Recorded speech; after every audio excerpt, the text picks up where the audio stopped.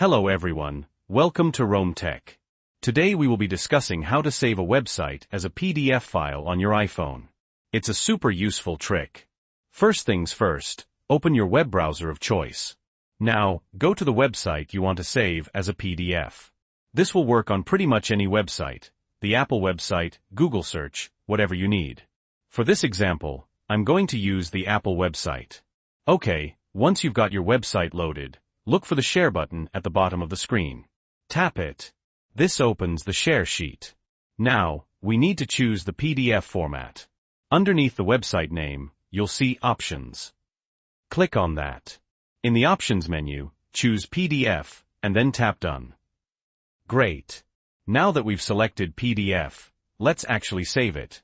Scroll down in the Share sheet until you see Save to Files and tap on that. Next, choose where you want to save the PDF. I'm going to save mine to my iCloud drive on the desktop.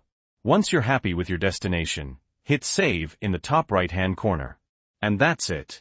You've successfully saved the website as a PDF.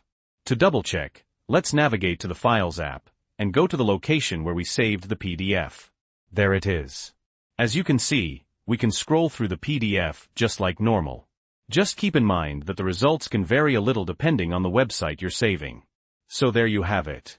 If you found this video helpful, please give it a like. And if you have any questions or comments, feel free to leave them down below. Don't forget to subscribe to Rome Tech for more helpful tips and tricks. Thanks for watching.